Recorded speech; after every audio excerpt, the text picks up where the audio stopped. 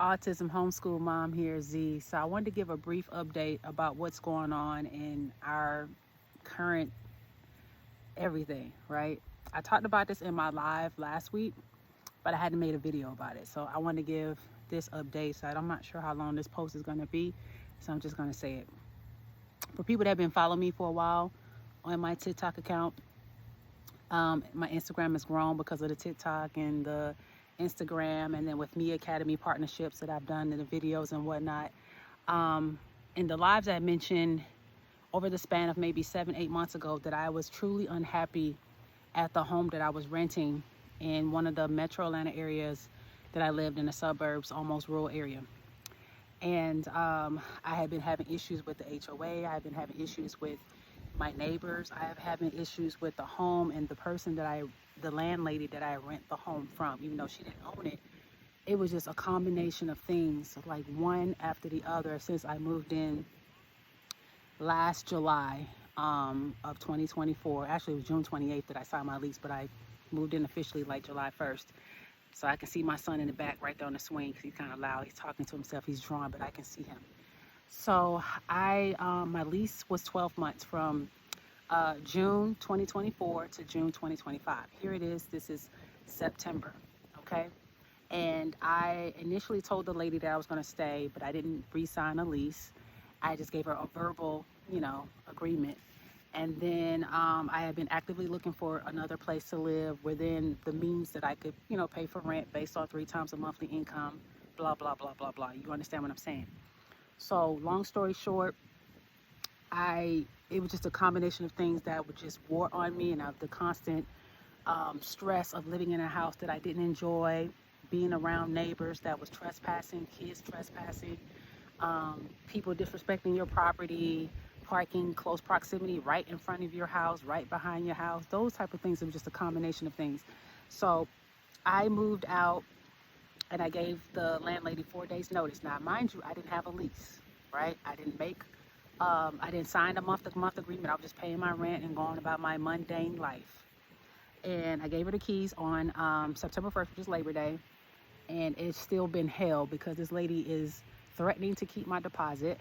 And then now she wants to bill me for cleaning charges, like carpet cleaning and repairs and paint. And I have documentation of everything. So the house was not move-in ready when I signed the lease and moved into it. Then she made it a hassle to where I wanted her to repair things and clean things upon me paying my first month's rent and my security deposit. But I hear that's something I'm not going to keep dwelling about. I'm going to let God handle that battle for me. So I've been living in an Airbnb on and off since Monday. Tomorrow's my last day at the Airbnb. So you all know I'm still homeschooling. This is our 1 week off because I'm still doing the 1 week on approach, 1 week off with my little one. He's still so loud. He's right there. Are you okay? Because it's so windy out here.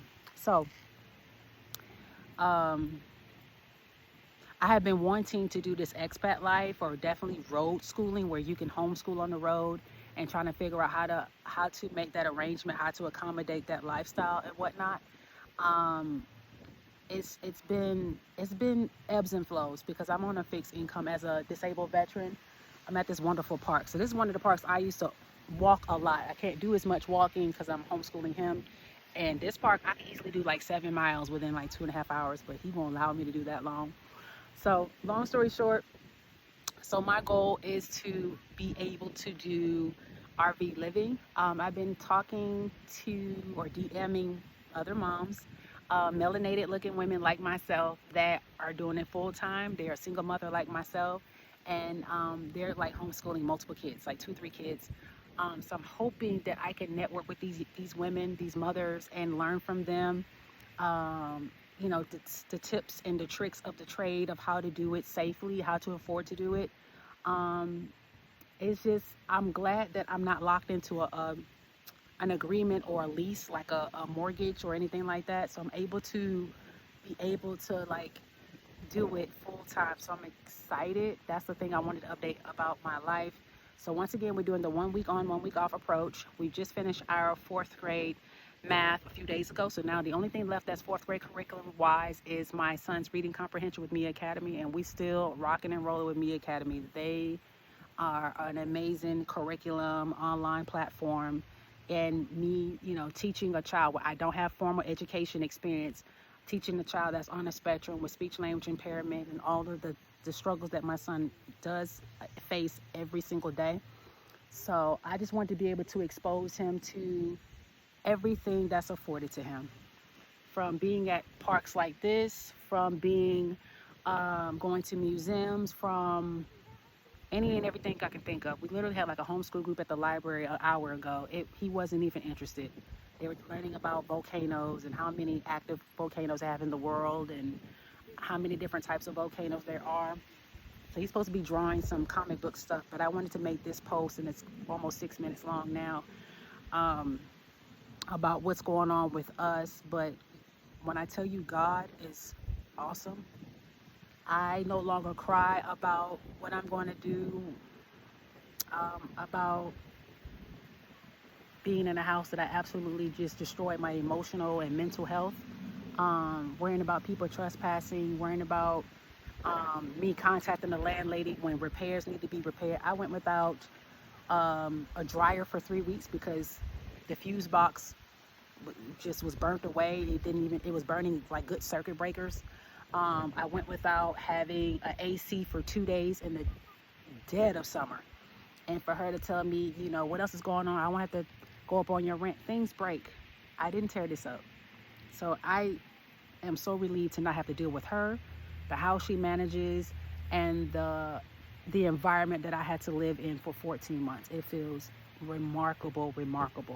So I am praying and hoping to God that I'm able to afford the next journey, the next stage of my life, which would be an RV. I'm trying to narrow down to the type of RV I can afford. I pretty much have an idea which one I want. So I'm going to keep that to myself until I actually have it. And then when I do get it, of course, I'm going to share with you all because it's important, so I can at least start doing some road schooling on the homeschooling on the road. And that's going to be exciting. So there's a lot of places that I want for me and my little one to explore, a lot of places he's never seen before. And we've already made like a long journey to Washington State 3 years ago when I accepted a job out that way August of 2022. And that was an experience. It was such a positive experience. And I cried like a baby when I had to come back to Georgia for unforeseen reasons because things didn't work out in Washington State, because the schools went on strike and I just got a job. And then I was trying to work immediately, but with my fingerprints, the system lost my fingerprints at the fingerprint site. And I was like, you got to be kidding me. So he was a first grader at the time, and I was working as a pharmacy technician for CVS. And the lady was like, the pharmacist that hired me, she said, well, I can't let you work if you don't have fingerprints. I said, I understand. But I also can't just put my son in childcare when he's a first grader. He can't be in childcare, 9 to 5. I mean, he could in the summertime, but we're talking about after the teachers went on strike and whatnot. So I was forced to come back to Georgia, and I cried for like 3 months straight, from August until December. It was rough because I wanted to be in Washington State for the last 20 years. I've always wanted to go to Seattle. Seattle is a very beautiful city. I've never seen a city where you can look in one direction, you can see a mountain, another direction you can see a volcano, in another direction you see Lake Washington. I'm biased because I'm a New York native. New York City is beautiful too. But Seattle is right up there with New York City when it comes to natural beauty, God's creation. I give all the praise to Seattle, second to New York City, of course. So I just wanted to share that brief update about what's going on with us, but we are fine. Airbnb is a trip. You don't know what you're going to get yourself into until after you book, after you've paid with the co-host people. I'm not sure that I want to do that again in the future. And my family, my mom and my eldest son, E, was like, Mom, what are you going to do?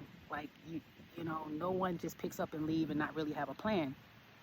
And I thought about it, I'm like, you're right, this is very taboo. I'm going to say this last, this is very, very taboo. But when I tell you, when you at your breaking point, when you've cried all you can cry, when you have complained all you can complain, people are tired of hearing about your same complaints. So what are you going to do after you contact law enforcement when people are constantly vandalizing and trespassing on your property and setting off your cameras, and you're going out there to tell them, hey, what's going on? What you doing? Can you please stop? And they're looking at you like, what's the big deal? I couldn't take it anymore. When I tell you that my anxiety was through the roof, I had to talk to my primary care doctor at the VA and have her, you know, up my dosage of actual, like, anxiety medication, depression medication. It was just that bad. I no longer want to spend my time or live in close proximity to a lot of people, because a lot of things affect me differently at this stage of my life. My stress levels are always through the roof, and I just want this level of peace. When I say this level of peace, I'm talking about this. I'm talking about this. So wherever we land, wherever God will want me and my son to be, my 9-year-old that you can see in the background right here, this is what I'm hoping for. Safely, obviously. Safely. I'm going to go walk over there to him now, because he's just, I don't know, talking to himself, I think. But thank you all for the people that have supported me on TikTok and Instagram and followed me. Thank you for the well wishes and the messages that you all do send me. I'm very appreciative. It means a lot to me to share the information that I've learned about homeschooling a child on the spectrum, about being a special needs parent. I have learned so much from you all, and what I have learned from other avenues or resources or at the library, I try to share that information with others to pass it along, because we all can learn from each other and all can be polite and show empathy to one another. So thank you so much, and I'll let you all know what's going to happen when I learn the next stage of our life. Thank you.